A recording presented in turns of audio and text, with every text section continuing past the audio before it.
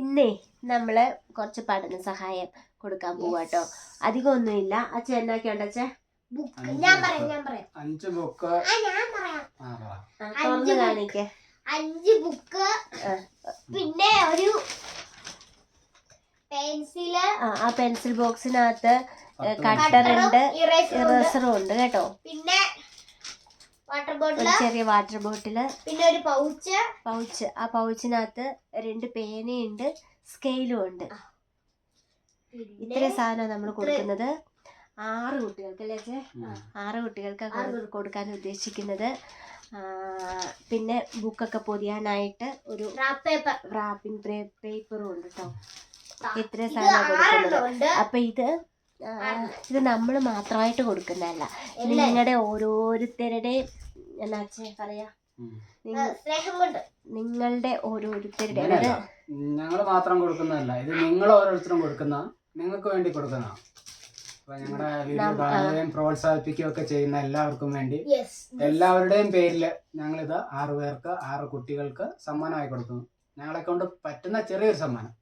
അടുത്ത വർഷം നമുക്ക് ഈ കൂടെ ഒരു ബാഗും കൊടയും കൂടെ ആക്കി ഈ 6 കുട്ടികൾക്ക്, ഈ 6 കുട്ടികൾക്കല്ല, കുറച്ച് കുട്ടികൾക്ക് കൊടുക്കണം എന്നാണ് ആഗ്രഹം. അപ്പോൾ ഇതുപോലെ എല്ലാവരുടെയും സ്നേഹവും സഹകരണവും ഒക്കെ നമ്മുടെ കൂടെ ഉണ്ടെങ്കിൽ അടുത്ത വർഷവും നമുക്ക് കൊടുക്കാൻ പറ്റുമെന്ന് വിചാരിക്കുന്നു. അപ്പോൾ ഇനി കൊടുക്കാൻ പോകുന്ന വീഡിയോ ചെയ്യാം. അതെ, കൊടുക്കണ വീഡിയോ നമ്മൾ ഇടില്ല. നമ്മൾ ആ സ്കൂളും പരിസരവും മാത്രമേ കാണിച്ചിട്ടുള്ളൂ. കാരണം അത് മോശമായി പോകും. പിന്നെ നിങ്ങൾ തന്നെ പറയും ഞങ്ങളത് പബ്ലിസിറ്റിക്ക് വേണ്ടി ചെയ്യാന്ന്.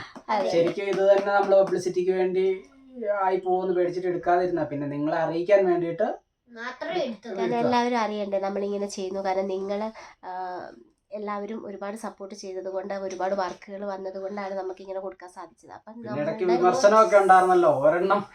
അത് തന്നെ ഏലക്കമാലയൊക്കെ ചെയ്യുമ്പോൾ എന്താ പറയാ, ഒരെണ്ണത്തിന്റെ പൈസ പാവങ്ങൾക്ക് കൊടുക്കണം. ഒരെണ്ണത്തിന്റെ പൈസ ഒന്നും കൊടുക്കാൻ നമുക്ക് കിട്ടില്ല, നമുക്ക് പണിക്കൂലി മാത്രമേ കിട്ടത്തുള്ളൂ.